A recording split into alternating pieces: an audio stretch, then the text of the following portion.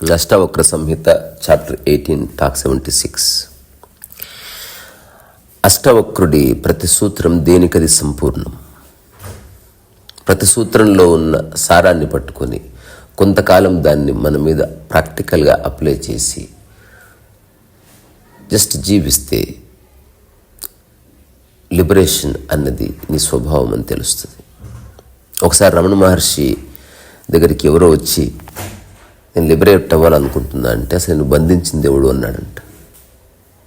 అసలు దేని నుంచి లిబరేట్ అవ్వాలనుకుంటున్నావు అంటే ఈ కులము, ఈ పేరు ప్రఖ్యాతుల నుంచి. అవి ఎవరు పట్టుకున్నారు? పట్టుకున్నది నీవే. వదిలేయి. వదలలేకపోతున్నా. సమస్య అంతా అదే. సో అష్టావక్ర సంహిత నిన్నటి సూత్రంలో అష్టావక్రుడు చెప్పిన విషయం ఎంత ప్రొఫౌండ్. ప్రకృతి యొక్క మూలస్థితిని పట్టుకో, దాన్ని జస్ట్ జీవిస్తూ పో. ఇది చేయాలి, అది చేయకూడదు, నేను అది కాదు, నేను ఇట్లాగే ఉంటాను, ఇట్లాంటి ఛాయిస్ నుంచి బయటపడు. ఒక రకమైన అన్కండిషనాలిటీలోకి లైఫ్ని తీసుకుని రా. ప్రకృతి ఒడిలో నిన్ను నువ్వు పెట్టుకో. ఈరోజు అష్టావక్రుడు చెప్తున్న సూత్రం ఒకవేళ వింటే చాలామంది ధ్యానంలో గుండె బద్దలైపోతుంది. ఎందుకంటే అష్టావక్రుడు సాధనకి వ్యతిరేకం. సాధన అక్కర్లే. ఏవి నీవి కాదు, అన్నీ ఉపయోగించుకుంటున్నావు అని తెలిస్తే సరిపోతుంది అని చెప్తున్నాడు. కానీ మనిషి వైఖరి ఏమిటి? కొన్ని నావి, ఇవి మాత్రం వదిలిపెట్టను, వీటి వల్లే బాధ ఉంది, అయినప్పటికీ నాకు ప్రశాంతత కావాలి, ఎట్లా అని పోరాడుతున్నాడు. సో నువ్వు సముద్రంలోకి దిగాలంటే నేలను వదిలేయవలసిందే, నేల మీదకి రావాలంటే సముద్రాన్ని వదిలేయవలసిందే. సో ప్రాపంచిక విషయాలు నీ మనసులో ఉన్నంతకాలం నీకు ప్రశాంతత లేదు అని గోడ మీద రాసి పెట్టుకో. ఎందుకంటే ఉండదు కాబట్టి. ప్రాపంచిక విషయాల్ని వదిలేయమంటే వస్తుతః వాళ్ళని వదిలేయటం కాదు, ఆలోచనలుగా వాటిని వదిలేయటం. నీ చేతిలో ఒక పెన్ను ఉంది. ఇంతకాలం మనకేం చెప్పారు? పెన్ను మెటీరియల్, ఆ పెన్ను నాది అనుకున్న ఆలోచన థాట్ అన్నారు. కానీ దీనికి ఉల్టాగా మన మైండ్ పనిచేస్తుంది. మీ చేతిలో ఉన్న పెన్ను ఏదైతుందో అదే థాట్స్. మీ యొక్క మనసులో ఉన్న పెన్ను స్వరూపం ఏదైతే ఉందో, ఆ ఇమేజ్ ఏదైతే ఉందో, అది యాక్చువల్గా real pen, that material. So మెటీరియల్ని వదిలేసి పొమ్మన్నారు. దాని అర్థం చేతిలో ఉన్న పెన్ను పడేయకు, దాంతో ఉపయోగించుకో, కానీ మనసులో ఉన్న పెన్ను పడేసి. కానీ ఇప్పటివరకు అందరూ చేసింది ఏమిటి? చేతిలో ఉన్న పన్ను పడేశారు, కానీ మనసులో పెన్నును క్యారీ చేస్తూ ఉన్నారు. అదే బంధం అంటే. శరీరానికి ఏ బంధాలు లేవు, ఆత్మకి ఏ బంధాలు అంటుకో. ఒకవేళ బంధాలు ఉన్నాయి, బంకలు ఉన్నాయి అంటే మనసుకి. ఈరోజు అష్టావకుడు చెప్తున్న సూత్రం చాలా మహత్వపూర్ణమైంది.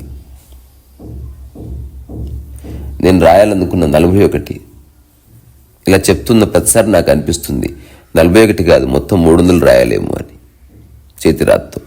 అయినప్పటికీ అందులో ఏరి కోరి 41 సూత్రాలు మనం రాయవలసి వస్తే అందులో ఈ సూత్రం అగ్రస్థానంలో ఉంటుంది. ఎందుకు? ధ్యానానికి సంబంధించిన ఒక శుద్ధమైన పరిభాష ఇది. The most refined understanding of life.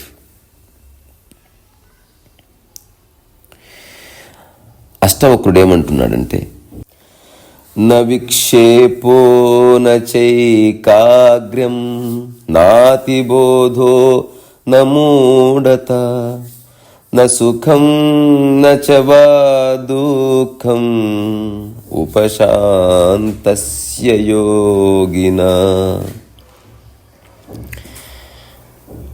ఉపశాంతి పొందిన యోగీశ్వరునికి విక్షేపము లేదు, ఏకాగ్రత లేదు, అబోధ లేదు, మూర్ఖత లేదు, సుఖము లేదు, దుఃఖము లేదు. బాత్ కథం. అసలు ఇలాంటి సూత్రం ఎక్కడా లేదు. ఎందుకంటే సత్యము కదా. ప్రపంచంలో ఏవేవైతే ఆధ్యాత్మికత పేరు మీద చెప్పబడుతున్నాయో అందులో సత్యం ఉన్నప్పటికీ దాంతో కొంత కలరింగ్, కోటింగ్ చేసి పెట్టారు.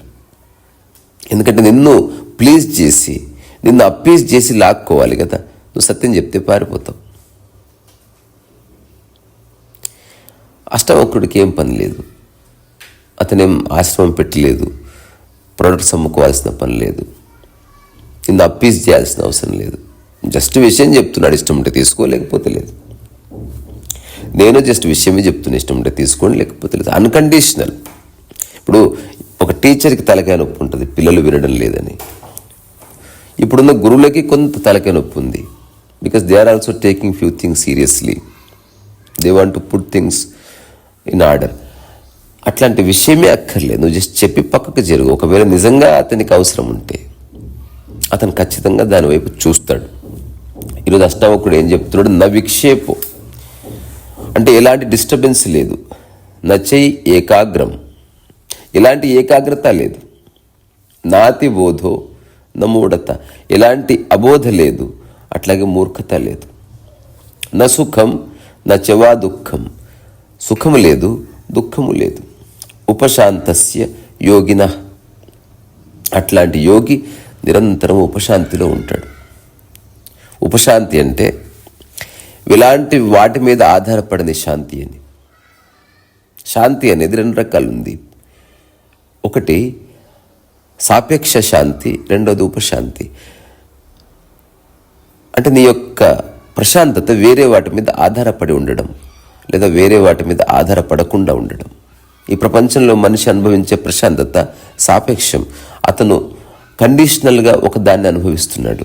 దానికి కాస్త విపరీతంగా ఏదైనా జరిగితే అతనికి కోపం వస్తుంది, గిన్నెలు ఎత్తేస్తాడు, ఛాలెంజ్లు చేస్తాడు, చిటికలేసి చెప్తాడు, ఇలా ఉండొద్దు అలా ఉండకూడదు అంటాడు. సో మనిషి ప్రతిదీ కండిషనలే. ఇప్పుడు ఆశ్రమాల్లో ధ్యానం చేయడానికి కారణం తెలియకుండా నువ్వు కండిషనాలిటీలోకి ఎంటర్ కావడం.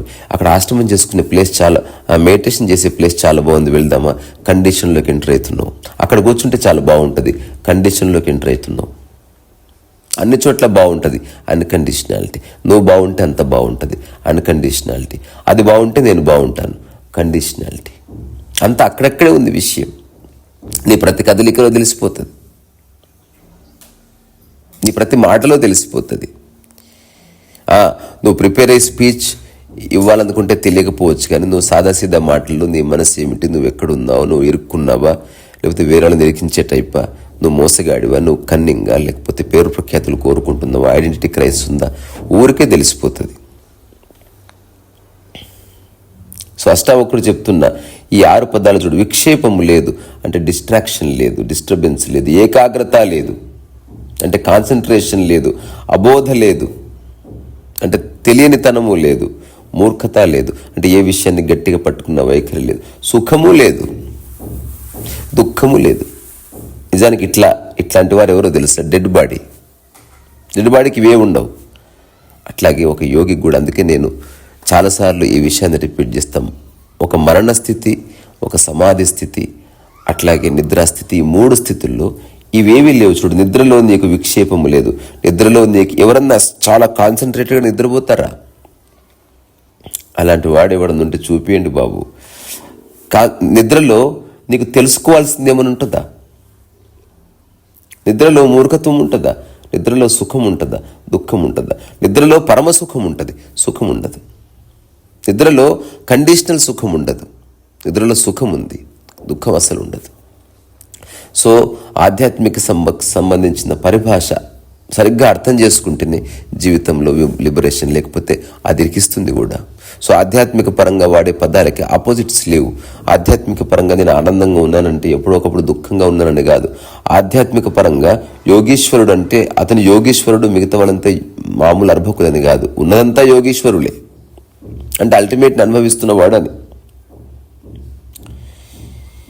సో ఈ సూత్రం ఇప్పుడు ప్రపంచంలో జరుగుతున్న ధ్యాన పద్ధతులన్నిటికీ అగేనిస్ట్, నల్లిఫై చేసి పడేస్తుంది. ఇప్పుడు వివేకానంద లాంటి వాడు ఎప్పుడు చెప్పాడు, కాన్సన్ట్రేషన్ ఈజ్ మెడిటేషన్. అది ప్రపంచం కోసం చెప్పిందని నా భావన. Concentration is not at all meditation. ఏకాగ్రత ధ్యానము కాదు. ఇది ఒప్పుకుంటారా ఒప్పుకోరా అని కాదు. ఏకాగ్రత ఒక అహంకారపు చేష్ట. కొంత ఏకాగ్రత అవసరం. నువ్వు ప్రపంచంలో ఉన్న ఏదైనా విషయాన్ని తక్కువ కాలంలో ఒడిసి పట్టుకోవాలంటే ఏకాగ్రత కావాలి. అదర్వైజ్ ఏకాగ్రత ఎందుకు? You don't have to have concentration. నువ్వు ఏదైనా తక్కువ సమయంలో ఒక విషయాన్ని అర్థం చేసుకోవాలి. ఇప్పుడు ఏకాగ్రత ఎప్పుడు కావాలి? విదిన్ 3 daysలో ఈ పుస్తకం అంతా చదివి బట్టాలి. అప్పుడు ఏకాగ్రతతో ఉండాలి. అప్పుడు నువ్వు ఏకాగ్రతతో ఉన్నావంటే అర్థం తెలుసా? ఒక పరమ కండిషనట్లోకి ఎంటర్ అయ్యావని. నువ్వు ఏకాగ్రతతో ఉంటే తలుపులు వేసుకోవాలి, ఎవరు శబ్దం చేయకూడదు. ఎవరైనా శబ్దం చేస్తే కోపం వస్తుంది. ఇప్పుడు చాలామంది మెడిటేషన్ చేసుకుంటే మీరు అంట మా అని పాట పాడారనుకో కోపం వస్తుంది వాళ్ళకి. అంటే వాళ్ళు అనుకుంటున్నారు వాళ్ళు చాలా గొప్ప పని చేస్తున్నారని, మనమేమో పరమ నీచమైన పని చేస్తున్నామని డిస్క్రిమినేషన్ వచ్చేస్తుంది. అసలు నేను ధ్యానం చేసుకుంటే నువ్వు ఎందుకు డిస్టర్బ్ చేస్తున్నావు? అది నువ్వు ధ్యానం చేసుకుంటే అది నీ ధ్యానము, పాట పాడుకోవడం నా ధ్యానము. దూరం పోయి చేసుకో. నువ్వే దూరం పోయి చేసుకో అంటే కోపం వచ్చేస్తుంది. ప్రపంచం అంతా మద్దతు పలుకుతుంది ధ్యానికి, కానీ ఆడుకునేవాడికి ప్రపంచం మద్దతు పలకదు. ఎందుకంటే ఆటదే ఉంది బక్వాస్. ఆటను ధ్యానంలో చేస్తున్నాడేమో. మరి అట్లాంటి వాడి సంగతి ఏమిటి? సో అందుకని మనం విషయంగా అర్థం చేసుకోవాలి. అన్ని విక్షేపాల నుంచి విముక్తే సాక్షి. సాక్షి అంటే విక్షేపరహిత స్థితి. సాక్షి అంటే కాన్సన్ట్రేషన్ చేయని స్థితి. ధ్యానం అంటే ఏకాగ్రత కాదు. సాక్షి అంటే మూర్ఖత్వం లేని స్థితి. సాక్షి అంటే సుఖానికి అతీతం. సాక్షి అంటే దుఃఖానికి అతీతం. ఏది ఉందో దాన్ని యథావిధిగా చూడడం, ఆ చూస్తున్న దాని పట్ల మనసులో నువ్వు ఏ విధమైన సంవేదనలు, ఆలోచనలు, కల్పనలు క్రియేట్ చేసుకోకపోవడం. సో తద్వారా నీ మనసు ఎప్పుడు శూన్యమై ఉంది. ఏదైనా పని చేస్తే ఆ పనితో రమిస్తుంది. ఆ పనికి సంబంధించిన ఆలోచనలు వస్తున్నాయి. ఇప్పుడు నేను అష్టావక్ర గీత చేస్తున్నాను, దీనికి సంబంధించిన ఆలోచన అట్లా వస్తున్నాయి అంతే. ఇది అయిపోయిన తర్వాత అష్టావక్ర గీతాన్ని మర్చిపోవాల్సిందే. నేను యూట్యూబ్లో వీడియో అప్లోడ్ చేసే విషయం మర్చిపోవాల్సిందే. ఆ తర్వాత ఇంట్లోకి వెళ్ళి నా పని నేను చేసుకోవాలి. నా బట్టలు నేను మడతేసుకుంటాను, ఒక పెయింటింగ్ చేస్తాను, లేకపోతే మిత్రులతో మాట్లాడతాను, లేకపోతే ఊరికే కోతిలా కూర్చుంటాను. Doesn't matter. ఏ బరువు ఉండకూడదు. ప్రకృతిలో ప్రాణులు ఎన్నో చేస్తాయి, కానీ చేస్తున్నామన్న భావన లేని కారణంగా ఈ జ్ఞాపకాలు అంటూ ఏముండవు. సో ఏకాగ్రత అనే దానికి అత్యంత ప్రాధాన్యత ఉంది ఈ భూమి మీద. కానీ నిజంగా అష్టావక్రుడు చెప్పింది అర్థమైతే. ఇప్పుడు నేను చెప్తున్నాను, నాకు ఏ ఏకాగ్రత లేదు, నాకు ఏ కాన్ఫిడెన్స్ లేదు, నాకు డెడికేషన్ లేదు, నాకు విల్ పవర్ లేదు, నాకు సాధించే లక్ష్యం లేదు. ఏకాగ్రత ఎందుకు అసలు? ఏదైనా ఒక విషయాన్ని తక్కువ సమయంలో నువ్వు అర్థం చేసుకోవాలంటే ఏకాగ్రత. సో ఎవరైతే ధ్యానులు ఏకాగ్రం చేస్తున్నారో మనసుని, వాళ్ళంతా they are going against the nature. ప్రకృతిలో ఏకాగ్రత లేదు అసలు. కొన్నిసార్లు ఏకాగ్రత అవసరం, దాన్ని ఒక టూల్గా ఉపయోగించుకోవడం అనేది ఉంది. ఇప్పుడు సూదిలో దారం ఎక్కియాలంటే ఏకాగ్రత కావాలి. అలాంటి కొన్ని ప్రత్యేక సందర్భాలు. కానీ నిరంతరం ఏకాగ్రంగా ఉండడం అన్నది ఒక మానసిక రుగ్మత. అవసరం లేదు. ఏకాగ్రత కాకుండా జాగరూకత కావాలి. జాగరూకతలో అనేకాగ్రత వస్తుంది. రామకృష్ణ పరమహంస జీవితంలో ఒక చిన్న సంఘటన ఇట్లా రాయబడ్డది. అదేమిటంటే, నేను మెడిటేషన్ చేసుకుంటున్నాను, ఒక పక్కన ఎవడో గంట కొడుతున్నాడు. Waste fellow. ఇట్లా మెడిటేషన్ చేసుకోవడానికి కూర్చుంటే చాలు వీడు అల్లరి చేస్తున్నాడు. అప్పుడు పరమహంస అన్నాడంట, నువ్వు ధ్యానం చేసుకోవాలంటే ప్రపంచం అంతా సైలెన్స్ ఉండాలన్నా? ఏం మాట్లాడుతున్నావు అసలు? నీకు నీ ధ్యానం ఎంత ఇంపార్టెంటో అతని గంట కట్టుకోవడం అంత ఇంపార్టెంట్. నువ్వు అగ్రిమెంట్ రాసుకున్నావు ఈ సమాజంతో, నేను ధ్యానం చేస్తే మీరంతా సైలెన్స్గా ఉండాలని. Absolutely no. మరి ఎట్లా గురువు గారు అంటే, అతను చెప్పిన మాట ఏంది? ఏ గంట శబ్దం నిన్ను డిస్టర్బ్ చేస్తుందో అది గంట శబ్దం నీ ధ్యానానికి అవరోధం అని అనుకోవడం వల్ల డిస్టర్బ్ చేస్తుంది. సో అంతా కలిపితే ధ్యానం. ఏదేది నీ చుట్టుపక్కల శబ్దాలు వస్తున్నాయో దాని మీద కూడా నీ దృష్టి పెట్టు. దేన్ని విసర్జించకు, కండిషన్స్ పెట్టకు. ఇలా ఉంటేనే ధ్యానం అనుకోకు. ఎలా ఉన్నా ధ్యాన స్థితి ఉంది, ఎలా ఉన్నా చెదరని మానసిక స్థితి ఉంది. ఇది ఒకసారి అనుభవిస్తే ఆ తర్వాత ఈ సంశయాలన్నీ పోతాయి. నేను అదే చెప్తున్నాను. నిన్ను డిస్టర్బ్ చేసే అంశం ఏది లేదు.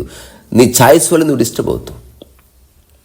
ఇలాగే ఉండాలి అనుకుంటే డిస్టర్బెన్స్. ఇప్పుడు నేను ఒక తండ్రి ఉంటాడు, ఇంటికి రాగానే ఇల్లు క్లీన్గా ఉండాలంతే. క్లీన్గా ఉంటే సంతోషపడతాడు, క్లీన్గా లేదా కోపడతాడు, డిస్టర్బ్ అవుతాడు. నువ్వు ఏమి నిర్ణయించుకోకుండా ఇంటికి రా. చెత్త ఉంటే చెత్తను చూడు, వీలైతే నువ్వు క్లీన్ చేయి, లేదా ఒక మూల క్లీన్ చేసుకొని పడుకో. నిరంతరం కండిషన్స్లో నీ మనసు నిరికియకు. సో ఎవరైతే వాళ్ళు జీవిస్తున్న జీవితం వాళ్ళకి నచ్చలేదో, ఎవరైతే అత్యంత తొందరగా ముక్తిని మోక్షం, ఎందుకంటే తొందరగా జాబ్ తెచ్చుకున్నాడు, తొందరగా ఒక అమ్మాయిని పడేశాడు, తొందరగా వంట చేసేసాడు, తొందరగా ఆర్డర్ ఇస్తే ఫుడ్ వచ్చేసింది అంటే తొందర ఆర్డర్ ఇస్తే ప్రశాంతత వస్తుందని వీళ్ళ భావన. తల కింద తపస్సు చేసిన రాదది. నీ మనసుని కాలం నుంచి పక్కకు జరిపితేనే ప్రశాంతత, నీ మనసు కాలం నుంచి పక్కకు జరిపితేనే నిద్ర, నీ మనసుని కాలం నుంచి పక్కకు జరిపితేనే ఆనందము, నీ మనసుని కాలం నుంచి పక్కకు జరిపితేనే ధ్యానము. ఇది భాష కాదు, ఇది అనుభవ సారం. ఇది అర్థం చేసుకుంటే చేసుకో, లేకపోతే లేదు. దీన్ని తర్కిస్తావా, ఆల్ ద బెస్ట్.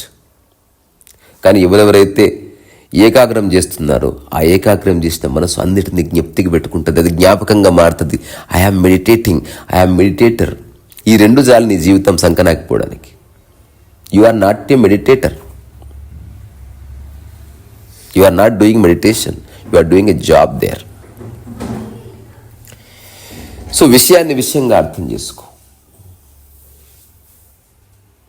సో ఏవేవైతే నీవి అనుకుంటున్నావో, ఏవేవైతే విషయాలకి అధిక ప్రాధాన్యత ఇస్తున్నావో, ఏవేవి కలిపితే నేనైతున్నా అనుకుంటున్నావో అట్లాంటి విషయాలతో పరిపూర్ణ తాదాత్మ్యత నశించిన మరుక్షణం ఉపశాంతి కలుగుతుంది. ఉపశాంతి అంటే అన్కండిషనల్ పీస్. దయచేసి ఈ విషయంలోకి తొంగి చూడండి. నువ్వు ఆనందంగా ఉంటున్నావు, అది conditional, unconditional, declare right now. నేను చెప్తున్నా, నా ఆనందం అన్కండిషనల్. నా చుట్టూ ఎవరు ఎలాగైనా ఉండని, నాకేం సంబంధం. వాళ్ళ చేష్టల మీద నా ఆనందం ఆధారపడి లేదు. నేనే చెప్తున్నాను, ఎవరి మీద నా ఆకలి ఆధారపడి లేదు, ఎవరి మీద నా నిద్ర ఆధారపడి లేదు, ఎవరి మీద నా సృజన ఆధారపడి లేదు. కొందరి మీద నా డబ్బు ఆధారపడ్డదేమో, అది ప్రాపంచిక విషయం. ఇప్పుడు ప్రపంచంలో ఎవ్వడు నాకు అసలు పెయింటింగ్ కొనకపోతే నేను కాస్త డబ్బు పరంగా బీదవాడిగా మరణిస్తాను. ఆత్మపరంగా నేను సుసంపన్నుని కదా. దానికి నా మూలతత్వాన్ని నేను లింక్ పెట్టలేదు. మీరు ఎవరికి వాళ్ళు చెక్ చేసుకోండి, పెట్టారా లేదా. సో ఎవరెవరైతే ఆశ్రమాలకు పోతున్నారో వాళ్ళ యొక్క బాధని అర్థం చేసుకోగలను. అంటే ఇంట్లో ప్రశాంతత లేదు, ఇంట్లో ధ్యానం చేసుకొనియరు, ఇంట్లో మౌనంగా ఉండనియరు, ఇంట్లో కళ్ళు మూసుకుంటే ఎవడో ముగ్గిల్లిపోతాడు. మా ఒక మిత్రుడు ఉన్నాడు, JNTU, నాకు సీనియర్. అతను ఎప్పుడు చెప్తాడు అనమాట, ఏం భయ్యా మీరు అసలు వర్క్ చేయట్లేదు ఈ మధ్యన అంటే. డిస్టర్బెన్స్ ఉంటుంది భయ్యా అంటే, పట్టించుకోవద్దు భయ్యా, నువ్వు మస్తు చెప్తావు భయ్యా, నువ్వు కథలు చెప్తావు, నువ్వు ఒకసారి మా ఇంటికి రా అన్నాడు. ఒకసారి పోయాను. చిన్న చిన్న పిల్లలు తన వల్లనే పుట్టారులే. తను పెయింటింగ్ వేసుకోవడానికి పోతే డాడీ అని వచ్చి వీపెక్కుతుంది, నాకు బ్రష్ కావాలని గుంజుకుంటుంది. అతను పెయింటింగ్ దగ్గర కూర్చున్నంత వరకు ఎవరు ఆ ఏరియాకి రానిరారు. అతను కూర్చున్నాడా, భార్య వచ్చి జోలు పెడుతుంది, వాళ్ళ అమ్మ వచ్చి జోలు పెడుతుంది. ఆ తర్వాత వీళ్ళ పిల్లలు వచ్చి ఆడుకుంటారు. వాళ్ళ పిల్లాడు పరిగెత్తుకొని వచ్చి చాలా శ్రద్ధగా ఇష్టం పెట్టింది, ఇట్లా అరచేత ఇట్లా ఇట్లా అంటాడు. ఇప్పుడు చెప్పు ఎట్లా పెయింటింగ్ వేయాలో. నేను చెప్పిన నువ్వు సమర్థించుకుంటున్నావు, నువ్వు క్లియర్గా డిక్లేర్ చేయి. తలుపులు నేను తలుపేసి బయటకు నూకు ఫస్ట్ వాళ్ళని. ఎవ్రీడే 2 hours నేను ఏకాంతంగా ఉంటున్నా. ఆ టైంలో రావడానికి వీల్లేదు. ఆ టైంలో నీ భార్య కొట్లాడి ఇంటికి వెళ్ళిపోతుందా, పోని. విషయాన్ని స్పష్టంగా చెప్పు. నువ్వు చెప్తలేవు, తప్పు వాళ్ళది కాదు,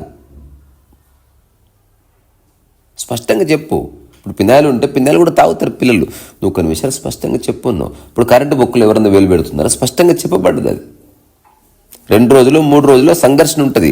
ఆ తర్వాత ఈ 2 hours ఎవరు నా దగ్గరికి రావడానికి లేదు. ఒకవేళ నా దగ్గరకు వస్తే గౌరవంగా దూరంగా కూర్చోవాలి. ఇవి నా పెయింటింగ్ వస్తువులు, ఎవరు ముట్టుకోవడానికి వీల్లేదు. కొన్ని విషయాలు స్పష్టంగా చెప్పు. అప్పుడు వాళ్ళు పక్కకు జరుగుతారు. అప్పుడు నీ పెయింటింగ్ వర్క్ పూర్తి అవుతుంది. ఇప్పుడు అదే చేస్తున్నాడు. ఏకదం బరాబర్ అందరికి స్పష్టంగా డిక్లేర్ చేశాడు. తప్పదు కొన్నిసార్లు ప్రపంచంలో ఇట్లా కండిషన్స్ పెట్టాలి. సో అందరికీ ఆ కరేజ్ ఉండదు. ఇప్పుడు నేను ఎక్కడికి పోలే మెడిటేషన్ చేసుకోవడానికి. రెండోది, ఏ కండిషన్స్ కూడా పెట్టలే.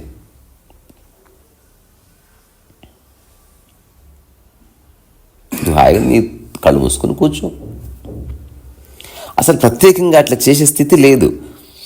అలెన్ వాట్స్ ఒక అద్భుతమైన విషయం చెప్పాడు, యాక్టింగ్ మెడిటేషన్ అన్నాడు. చాలామంది కలిసి ధ్యానం చేద్దామా అనుకుంటారు. ఏదో కలిసి బాత్రూమ్ పోదాం అన్నట్టు. అందరికి ఒకటిసారి రాదు కదా. అయినా సరే పోయినప్పుడు మనం ఏం చేయాలి? యాక్టింగ్ చేయాలి as if it is coming. అట్లా ఎవరెవరైతే ఆశ్రమాల్లో ధ్యానాలు చేస్తారు, it is all acting meditation. చెప్పేది కొంచెం హార్ష్గా ఉన్నప్పటికీ ఇట్స్ ఎ రియాలిటీ. నేను చాలాసార్లు చెప్పిన ఒక మాట చెప్తాను. ఇప్పుడు ఆశ్రమానికి వెళ్ళి వస్తే బాగుంటానికి కారణం అసలు ధ్యానంగానే కాదు. నువ్వు ఆశ్రమానికి వెళ్ళు 10 days, ఎనీ ఆశ్రమం, ఆల్ ఆర్ గుడ్, అవన్నీ ఉండాలి కూడా. ప్రశాంతత కోసం మన కోసం ఏర్పాటు చేశారు అవి. ఒక అమ్యూజ్మెంట్ పార్క్, ఒక ఆశ్రమం, అన్నీ కావాలి. వెళ్ళావు, ఏం మెడిటేషన్ చేయకు. అక్కడ నువ్వు ఎన్ని విషయాలు డ్రాప్ చేసి ఎంటర్ అవుతున్నావు చూడు. మొబైల్ పక్కన పెట్టేస్తేవి, కుటుంబాన్ని పక్కన పెట్టేస్తేవి, పాలిటిక్స్ పక్కన పెట్టేస్తేవి, అనవసర డిస్కషన్ పక్కన పెట్టేస్తేవి, సమయం ప్రకారం లేస్తేవి, పడుకుంటేవి, మంచి ఆహారం తింటివి, మంచి బట్టలు వేసుకుంటేవి, ఎప్పుడు అందరితో ప్లెజెంట్గా మాట్లాడితేవి, ఎవరితో పర్సనల్ విషయాలు డిస్కస్ చేయకపోతేవి. ఇవన్నీ చేసిన తర్వాత మళ్ళీ మెడిటేషన్ ఎందుకు? నాకు అర్థం కాని విషయం అది. ఆరోగ్యంగా ఉన్న తర్వాత సెలైన్ బాటిల్ ఎందుకు? సో ఏకాగ్రత అన్నది అహంకారపు చేష్ట, రిఫైన్డ్ ఈగో. అది ప్రపంచంలో ఏకాగ్రత ఒక ఎక్స్టెంట్ వరకు అవసరం. ఇప్పుడు సివిల్స్లో సీటు కొట్టాలి, కొంతవరకు ఏకాగ్రమ కావాల్సిందే. ఎందుకంటే నేను ఒక 10 years చదివి అర్థం చేసుకుంటే ఆ పుస్తకాలను నువ్వు అవపోసన పట్టవచ్చు. కానీ కాదు, ఒక 1 yearలోనే నువ్వు దాన్ని అర్థం చేసుకోవాల్సిన ఒక అవసరం ఏర్పడ్డది. దెన్ అక్కడి నుంచి ప్రపంచాన్ని మొత్తం పక్కకు జరపాలి, నువ్వు సపరేట్ రూమ్ పెట్టుకోవాలి, ఏ డిస్ట్రాక్షన్ లేకుండా చూసుకోవాలంటే you have to fight with your existence. జీవితం అట్లా కాదబ్బా. ఐఏఎస్ కొట్టడం లాంటిది కాదు మెడిటేషన్ అనేది. అక్కడ ఒక తక్కువ సమయంలో, అంటే ఒక 50 ఏళ్ళ ఏజ్ ఉంది, ఐఏఎస్ కొడతా, 60 ఏళ్ళ వయసులో కొట్టి ఒక 1 year జాబ్ చేస్తే ముందే ఆయన వెసులుబాటు ఉంటుంది, నిజంగా బాగుండేది. అట్లా కాకుండా అన్నిటికీ ఒక వయోపరిమితి పెట్టారు. ధ్యానానికి వయోపరిమితితో ఏం సంబంధం? కాలం ఉందా? ధ్యానం లేదు. ధ్యానం ఉందా? కాలం లేదు. సో ధ్యానం అంటే ఏకాగ్రత కాదు, జాగరూకత. దేని పట్ల వైరుధ్య భావన లేని స్థితి. సో అందుకే అష్టావక్రుడు చెప్తున్నాడు, నా విక్షేపో నచై ఏకాగ్రం నాతిబోధో నా మూఢత నా సుఖం నచవా దుఃఖం ఉపశాంతస్య యోగిన. ఇలాంటి సూత్రం మరొకటి లేదు. ఇంతకుముందు చెప్పిన మాట మళ్ళీ ఒక్కసారి రిపీట్ చేస్తా, వీళ్ళకి జ్ఞప్తికి పెట్టుకోండి, లేదా గోడ మీద రాసుకోండి. మరణించిన వాడి స్థితి ఇది.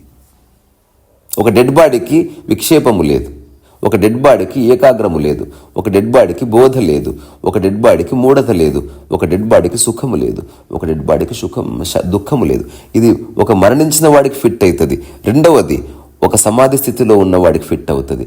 మూడవది నిద్రలో ఉన్నవాడికి ఫిట్ అవుతుంది. ఇది అల్టిమేట్ సూత్రం. ఇది ఇందులో ఇఫ్ అండ్ బట్స్, నిన్ను అప్పీస్ చేసే పాలిటిక్స్ ఏమీ లేవు. ఉన్నది ఇంతే. సో సంపూర్ణ మెలకువలు. సరే, సమాధి అంటే నిన్న మా రావు గారు ఫోన్ చేశారు. ఇప్పుడు రామకృష్ణ పరమహంస సమాధి, అతను 6 రోజులు అట్లా ఉండిపోయాడు. మరి సమాధి అంటే ఎలా ఉంటుంది? అంటే సమాధి అనుకోకుండా ఘటిస్తే అట్లా, సమాధి నిలిచిపోతే మళ్ళీ కదలికలకు రావాల్సింది. సమాధి రమణ మహర్షి చాలా అద్భుతమైన వ్యాఖ్య చేశారు. ఇది నా అనుభవం కూడా. నువ్వు అన్ని పనులు చేస్తూ ఉన్నప్పటికీ, బయట కదులుతున్నప్పటికీ లోపల కదలని స్థితి ఉంది, అది సమాధి అంటే. సో ఆ లోపట చెక్కు చెదరని స్థితి గురించి అష్టావక్రుడు చెప్తున్నాడు. ఆ లోపటిదైతే స్థిరపడ్డదో దానికి విక్షేపం లేదు, దానికి ఏకాగ్రత అవసరం లేదు, దానికి బోధ లేదు, దానికి మూఢత లేదు, దానికి సుఖం లేదు, దానికి దుఃఖం లేదు. అన్నిటికీ అతీతంగా అది ఉంది. అది ఉంది, నువ్వు నమ్ముతావా నమ్మవా అనేది నీ ఛాయిస్. ఓసారి కేశవచంద్ర రామకృష్ణ పరమహంస దగ్గరికి వచ్చి చెప్తాడు, అసలు నీకేమీ తెలియదు, నువ్వంతా ప్రజల్ని మోసం చేస్తున్నావు, నీ ప్రశాంతత ఫేక్ అంటాడు. అప్పుడు రామకృష్ణ పరమహంస చెప్పాడంట, అలా అనుకుంటే బాగుందా? అలా అనుకో. కానీ నేను ప్రశాంతంగానే ఉన్నాను, నేను నమ్మించడానికి లేను. నువ్వు నమ్మితే ఏమిటి, నమ్మకపోతే ఏమిటి? సో నువ్వు వేరే వాళ్ళని నమ్మించడానికి ప్రయత్నం చేస్తున్నంతసేపు నీ మనసు కాలంలో ఉంటుంది. నీ మనసులో హెచ్చుతగ్గులు వస్తాయి, నువ్వు బాధపడతావు. అందుకే అష్టావకుడు చెప్తున్నాడు, సంకల్పరహితమైన మనోరూపం ఎలా ఉంటుందో తెలుసా? సంకల్ప వికల్పాలు ఉండవు. అదే యోగి స్థితి. ఇది చేయాలనుకోడు, అది చేయొద్దనుకోడు. ఈ విషయం మీద ఏకాగ్రంగా ఉండాలనుకోడు, మిగతా విషయాన్ని పట్టించుకోకుండానే ఉండడు. డిస్ట్రాక్షన్స్ వస్తుంటే వాటిని నిరోధించాలని ప్రయత్నం చేయడు, ఆ డిస్ట్రాక్షన్స్ పోకుండా ఏకాగ్రత కోసం ప్రయత్నం చేయడు. అసలు డిస్ట్రాక్షనే లేకపోతే ఏకాగ్రత ఎందుకు? అందుకే సమశ్రద్ధ సాధన చేయవలసిన అవసరం. సమశ్రద్ధ సాధన కూడా కాదు, అండర్స్టాండ్. అన్నిటినీ సమాన శ్రద్ధతో అడ్రస్ చేయి. సో సంకల్పరాహిత్యమే స్వస్వరూప దర్శనం. ఏకాగ్రత యొక్క వినాశనమే స్వస్వరూప సాక్షాత్కారం. ఆ తర్వాత అష్టావకుడు చెప్తున్నాడు, స్వరాజ్యే భైక్షవృత్యౌ చ లాభాలాభే జనేవనే నిర్వికల్ప స్వభావస్య నా విశేషోస్తి యోగిన. ఇది ఒక జ్ఞాని క్వాలిటీ గురించి చెప్తున్నాడు. నిర్వికల్పత. స్వరాజ్య భోగాలున్నా, భిక్షావృత్తిలో ఉన్న, లాభాల్లో ఉన్న, నష్టాల్లో ఉన్న, జనంలో ఉన్న, వనంలో ఉన్న సంకల్పరహిత స్వభావం గల మౌనికి ఏ విక్షేపం లేదు. ఆ ఋషి నిర్వికల్ప స్వభావం గలవాడు. బాత్ ఖతం హోగయా. ఈ పై సూత్రానికి ఈ సూత్రానికి ఏ తేడా లేదు. పై సూత్రంలో మనసు గురించి చెప్తున్నాడు, ఈ సూత్రంలో స్వభావం గురించి చెప్తున్నాడు.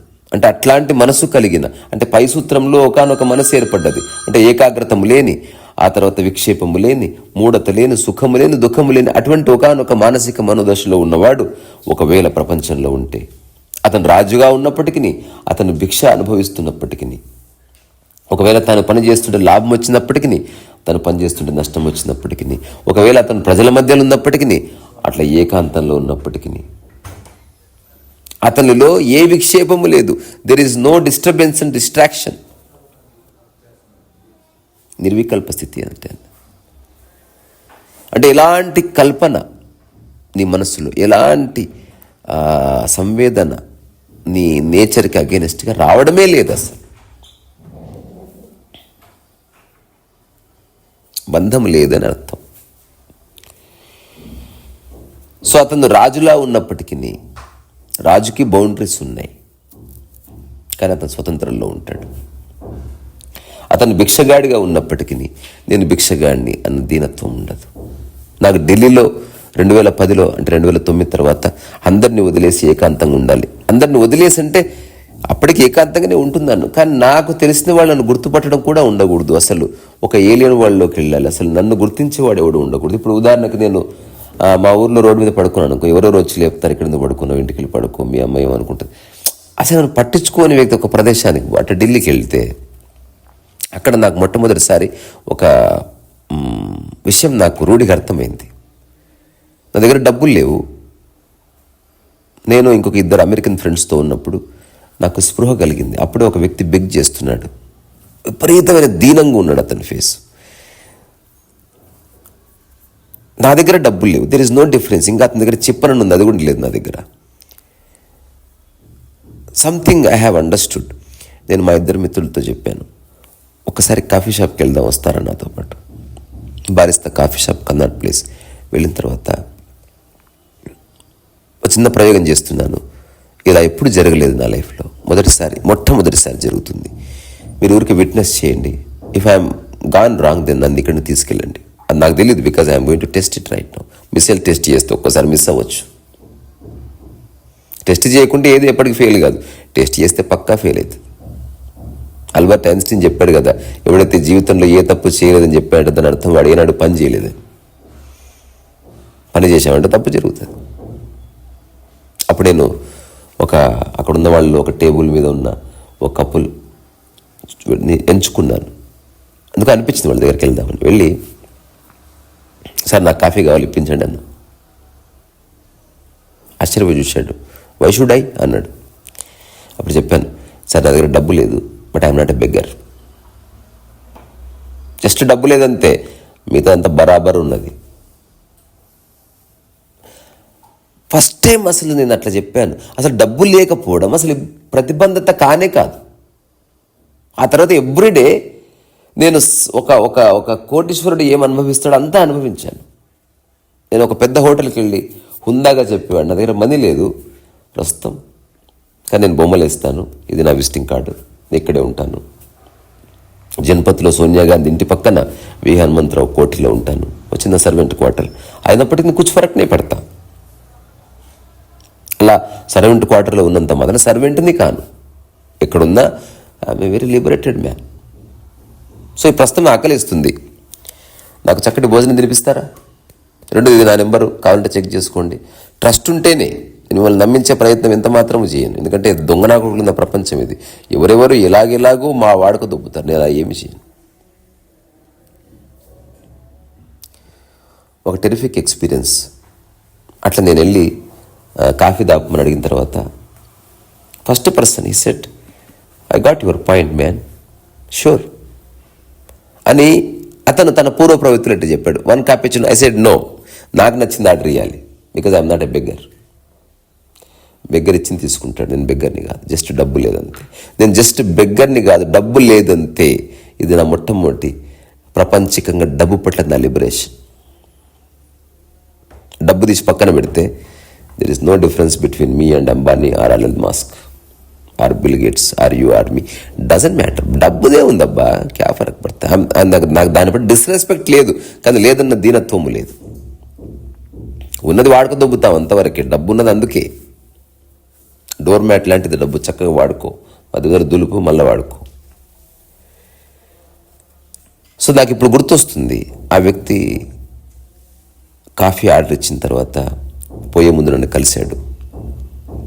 అతనితో చెప్పాను, సార్ ఈరోజు నేను చేసిన పని నా జీవితంలో ఏనాడు చేయలేదు. గిల్ట్ ఉండేది నాకు, గిల్ట్, విపరీతమైన గిల్ట్. ఈరోజు ఆ గిల్ట్ పోయింది. You are my first person, you know, and the way you have welcomed my understanding and you have accepted it. Thank you so much. నేను ఇంతకుముందు చెప్పిన ప్రతి మాట ఐ మీన్ ఇట్. సో ఇది నా నెంబరు. మీరు భవిష్యత్తులో ఆర్ట్కి సంబంధించింది ఏదైనా సరే నన్ను గుర్తు చేసుకోండి. షూర్ అని వెళ్ళిపోయాడు. మా ఇద్దరు అమెరికన్ ఫ్రెండ్స్ నన్ను హక్ చేసుకున్నారు. దిస్ ఇస్ రియల్లీ అమేజింగ్ కాంత్. ఆ టైంలో వాళ్ళు అమెరికాలో ఒక సినిమా చేయాలని ప్లాన్ చేసుకున్నారు. ఈ సీను ఒక హీరో క్యారెక్టర్ పెట్టొచ్చు అని రాసుకున్నారు కూడా. వాళ్ళు ఎక్కడున్నారో నాకు తెలియదు ఇప్పుడు, బికాజ్ ఎవరితో మనకు బంధం లేదు. ఎక్కడున్నా బాగుంటే చాలు. ఆ తర్వాత ఒక 1.5 monthకి ఐ రిసీవ్డ్ ఏ కాల్. అప్పుడు ఈ వ్యక్తి నాకు ఫోన్ చేశాడు. ఆ రోజు కాఫీ ఇప్పించిన వ్యక్తి. ఏ కాఫీకి కలుద్దాం మళ్ళీ ఫ్రెండ్ అన్నాడు. వెళ్ళాను, కాఫీ ఉంటే చక్కగా భోజనం చేశాను. అసలు డబ్బు ఎవరిదన్న అసలు లేనే లేదు. ఆ తర్వాత అతను అన్నాడు, నేను ఒక పుస్తకం రాసిన దానికి ఇల్లస్ట్రేషన్స్ వేయి. నేను చెప్పాను ఇల్లస్ట్రేషన్స్ వేస్తాను, కానీ పెన్సిల్ బుక్ కూడా లేదుగా, ఇప్పుడు దూపా. అతను చాలా హ్యాపీగా అతని కారులో వెళ్ళి నాకు నచ్చిన మెటీరియల్ కొనుక్కున్నాను. డబ్బులు అతనివే. నాకు మొట్టమొదటిసారి అది పోయింది. డబ్బు ఎవరిదేం, మనకు వర్క్ ఇంపార్టెంట్. ఆ తర్వాత ఆ బొమ్మలన్నీ వేసి ఒక ఫోల్డర్ చేసి ఇచ్చాను. మళ్ళీ ఒక నెక్స్ట్ డే అతను ఫోన్ చేశాడు, me and my wife wants to meet you, you can come home. అంటే I can come home. Basant Vihar అక్కడ ఆ ఇంటికి వెళ్ళిన తర్వాత లావిష్ హౌస్, పిల్లలు ఉన్నారు, అంత బాగుంది. సో బుక్ కూడా ప్రింట్ అయింది. Everyone liked my illustrations and all that. అప్పుడు రియల్ మ్యాజిక్ జరిగిందనమాట. ఒక కవర్లో కొంత డబ్బు పెట్టించాడు. నన్ను ఏంటిది అన్నాను. డబ్బులు తీసుకోండి. నన్ను తీసుకోనన్నా. నో, ఎందుకు తీసుకోనంటే డబ్బు మీద ఆసక్తి లేదు, కానీ ఇప్పుడు నాకు డబ్బు అవసరం చాలా చాలా చాలా చాలా ఉంది. నాకు తినడానికి తిండి లేదు, నేను ఉండడానికి నీడ లేదు, నాకు ఏమీ లేదు. అయినా నాకు వద్దు. ఇక్కడ మనసులో దీనత్వం పోయింది. నాకు కావాలంటే అడిగి తీసుకుంటాను భోజనానికి. ఆ రోజు నేను బెగ్గర్ని కాదు, కానీ నా దగ్గర డబ్బు లేదన్నాను. మీరు అంగీకరించారు. ఆ రోజే చెప్పాను మీకు, ఈరోజు కాఫీ దాపినందుకు అన్కండిషనల్గా నేను మీకోసం పనిచేస్తాను. ఇగో మీకోసం పనిచేశాను. ఇది చెల్లు అని అన్నాను. This is not commercial sir, I'm sorry, ఏమనుకోవద్దు. నేను వాళ్ళ ఆవిడతో కూడా చెప్పాను, నా దగ్గర రూపాయి కూడా లేదు పోవడానికి, మెట్రో పాస్ తప్ప. అయినా నాకు కొద్ది డబ్బు. I'm so damn happy. నేను ఢిల్లీకి వచ్చిన తర్వాత మొట్టమొదటిసారి నా బొమ్మ దాంట్లో ప్రింట్ చేయబడి నాకు 2 పుస్తకాలు ఏంటి తీసుకెళ్తాను. ఇప్పటికెక్కడో నా దగ్గర పడి ఉంటుంది అది. మళ్ళీ ఆ తర్వాత within a week they have commission me a work. అగో మా ఇంట్లో గోడ ఇదో పెయింటింగ్ వేసి ఇవ్వయా. I said okay. క్యాన్వాస్ 10,000 ఇప్పియాలి, పైసలు లేవు. సో వాళ్ళ డబ్బులతో క్యాన్వాస్ కొనుక్కొని, కలర్స్ కొనుక్కొని, వాళ్ళ కార్లో పోయి వాళ్ళ ఇంట్లో కూర్చొని పెయింటింగ్ చేసిన తర్వాత మళ్ళీ కవర్ ఇచ్చాడు. ఆ కవర్ తెచ్చుకున్నాను. ఇంటికి చూస్తే 50,000 ఉన్నాయి. ఇంకేం కావాలి? క్లియర్ ఉన్నది విషయం. ఏ గిల్ట్ లేదా డబ్బులు తీసుకున్నప్పుడు. అంత అక్కడే ఉంటున్న మా ఫ్రెండ్ వచ్చాడు, నాకు చాలా ప్రాబ్లమ్స్ ఉన్నాయి, తర్వాత నేను హైదరాబాద్ వెళ్ళిపోదాం అనుకుంటున్నాను, టికెట్ బుక్ చేయడం కూడా డబ్బులు లేవు అన్నాడు. ఆ కట్టలకెళ్ళి పీకి ఇట్లా ఇచ్చేసాను, లేక నోట్లు చూసుకునే లేదు నాకు తెలిసి, 5,000 ఉన్నాయో 7,000 కూడా తెలియదు నాకు. ఫ్రీడమ్ వచ్చేసింది అంతే. ఇప్పటికంతే. ఇప్పుడు నేను ఎవరైనా డబ్బులు ఇచ్చాను అసలు నేను చూసుకోను, నాకు డబ్బులు కావాలి కానీ డబ్బు పట్ల వ్యామోహం ఏమీ లేదు, ఏమీ కాదు. హాయిగా నేను మా అమ్మతో చెప్పినప్పుడు ఫస్ట్ టైం ఏడ్చింది, ఇప్పుడు చెప్తే నవ్వుతుంది. నేను మంచిగా ఎలా అడుక్కుంటానంటే ఒక మంచి బొచ్చే దానికి పెయింటింగ్ వేసుకొని, నా పక్కన ఒక అసిస్టెంట్ని పెట్టుకొని, ఏదో ఫ్రెండ్ని పెట్టుకుని వైలిన్ తీసుకెళ్ళి అక్కడ ఇంటి ముందు కూర్చొని వైలిన్ వాయించిన తర్వాత మహానుభావులు నుంచి అక్కడ భోజనం చేసి రావచ్చు. దీనత్వం తీసేసి అడుక్కుంటే మజా వస్తుంది. అసలు ఒక జ్ఞాని బెగ్గింగ్ చేస్తే ఉన్న తేడా అది. సో అతను రాజ్యంలో రాజుగా ఉన్నప్పటికీ, రోడ్డు మీద భిక్ష ఎత్తుకున్నప్పటికీ అతను రాజునున్న గర్వము లేదు, బెగ్గర్ నిన్న దీనత్వము లేదు. He's not identified with his duties. అతనికి ఏది ప్రత్యేకము కాదు, అతనిలో అన్ని రకరకాల రసాలు పోయి ఏకరసం మిగిలింది. సో గుంపులో ఉన్న, అడవిలో ఉన్న, తన పనిలో తానున్నాడు. గుంపులో ఉన్నప్పటికీ వేరే వాళ్ళు చూస్తున్నారన్న ధారణ లేదు, అడవిలో ఉంటే ఎవ్వరు లేరే చూసేవాళ్ళన్న ఆలోచన లేదు.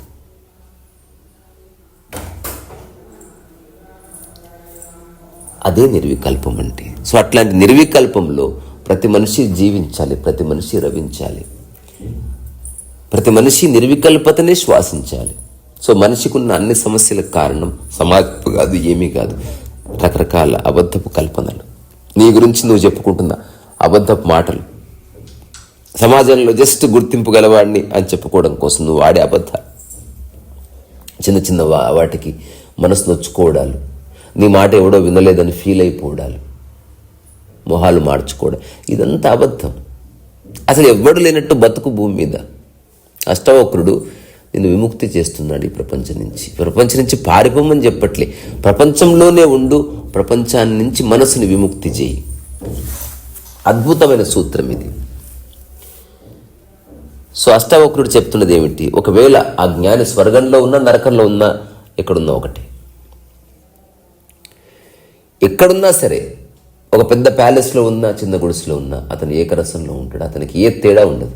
అతని ముడ్డికి నేల అతికిందా, బాత్కథం అక్కడితో అయిపోయింది. నోటికి ఒక ముద్ద దిగిందా, ఎక్కడి నుంచి ఆ ముద్ద వస్తుంది, అతను ఎక్కడ కూర్చుని తింటున్నాడు, ఎక్కడ కూర్చుని తింటే గౌరవం, ఇట్లాంటి భక్వాసులు ఏమీ లేని ఒక శుద్ధ మానసిక దశ. ఇప్పుడు నేను చెప్పిన విషయం ప్రపంచంలో ఎవరు చెప్పనిది మళ్ళీ రిపీట్ చేస్తాను. ఈ 2 సూత్రాల్లో, రాబోయే సూత్రాల్లో అష్టావకుడు చెప్తున్న విషయం ఒక శవానికి వర్తిస్తుంది, అట్లాగే ఒక సంపూర్ణమైన జ్ఞానికి వర్తిస్తుంది, నిద్రలో అందరికీ వర్తిస్తుంది. అందుకే ఈ సూత్రం అందరి అనుభవం. నిద్రలో నీకు విక్షేపం లేదు, ఏకాగ్రం లేదు, బోధ లేదు, మూఢత లేదు, సుఖం లేదు. నిద్రలో నువ్వు రాజువి కాదు, నిద్రలో నువ్వు భిక్షకుడివి కాదు, నిద్రలో నీకు వృత్తి లేదు, నిద్రలో లాభము లేదు, నిద్రలో నష్టము లేదు, నిద్రలో ఏ కల్పన లేదు, నిద్రలో నీ సహజ స్వభావాన్ని అనుభవిస్తున్నావు, రమిస్తున్నావు. నిద్రలో నువ్వు ఏ విశేషమైన వ్యక్తివి కాదు. ఇప్పుడు ఒక గొప్ప సెలబ్రిటీ కూడా నిద్రలో ముడ్డెత్తి పడుకోవచ్చు, గమ్మత్తైన భంగిమల్లో పడుకోవచ్చు. ఎవడు ఇట్లా ఇప్పుడు నడుస్తున్నట్టు, ఇప్పుడు మెగాస్టార్ లేకపోతే సూపర్ స్టార్ అట్లా నిద్రపోతారా ఏంది? కోతులా పడుకుంటారు అంతే, ఏ బోధ ఉండదు. అట్లా మెలకువలో ఉన్నవాడే యోగి. అట్లా మీరు ఉండండి, అట్లా నేను ఉంటాను. ఇంకోటి, ఉండడం కష్టమైతే కదా ఉండాలి, ఉండగలము అనుకోవడానికి. ఇది మన స్వభావం. ఎవరు ఏమైనా అనుకుని నువ్వు హాయి కూర్చో, ఎవరు ఏమైనా అనుకో, నువ్వు దేన్ని పట్టనట్టుండు. వేరే వాళ్ళని నువ్వు ఎంత క్యారీ చేస్తే అంత సఫర్ అవుతావు లైఫ్లో. వేరే వాళ్ళతో ఉండు, ఎవరిని మనసులో పెట్టుకోకు. అష్టవకుడు చెప్తున్న మరొక సూత్రంలోని ఒక చిన్న పదం, మమతా అనురాగాలు తీసేసే లైఫ్లో. దేని పట్ల మమత వద్దు, దేని పట్ల అనురాగం వద్దు. బాధ్యత ఉండు, కన్సర్న్తో ఉండు. ఎవరికి ఆకలితే తీర్చు, మమత రానియకు. మమత వచ్చిందా నీ జీవితం డబ్బా గోల్ అయిపోతుంది, నిన్ను ఏడిపిస్తుంది అది. అవన్నీ అయిపోయినాయి. ఇప్పుడు ఏ మమత లేదు, ఏమి. నిన్ను ఎవరో వచ్చి అడిగారు, మీ అమ్మ పట్ల కూడా ఎవరి పట్ల లేదంటే మళ్ళీ అమ్మ పట్ల అంటావు. కన్సర్న్ మాత్రమే ఉంది, గౌరవం ఉంది, బాధ్యత ఉంది, ఏం చేయాలో అవన్నీ చేయబడి. మమత ఎందుకోయి? మమత అంటే ఏంటో తెలుసా? బబుల్ గమ్ అని. నోట్లో ఉంటుంది, లాగితే అట్లా వస్తూ ఉంటుంది, నోటికి అతుక్కొని ఉంటుంది, అట్లా. అది అది అది బాధిస్తుంది. ప్రకృతిలో మమతానురాగాలు లేవు, నాకు లేవు. ప్రకృతిలో బాధ్యత ఉంది, బాధ్యత ఖచ్చితంగా ఉంది. ఎవరి పట్ల ఉంది, ఎవరు నా సమక్షంలో ఉంటే వాళ్ళ పట్ల నా బాధ్యత ఉంటుంది. కానీ మూర్ఖత్వాన్ని ఎంటర్టైన్ చేయాల్సిన అవసరం లేదు. ఎవరి మూర్ఖత్వాన్ని ఎంటర్టైన్ చేయాల్సిన అవసరం లేదు. నువ్వు భూమి మీద ఉన్నది నీవు హాయిగా బతకడానికి. అట్లా హాయిగా బతికే వాళ్ళ మధ్య ఉంటే మంచిది, లేదా వాళ్ళని పట్టించుకోకంతే, అంతకుమించి మరేమీ లేదు. సో ఇక్కడి నుంచే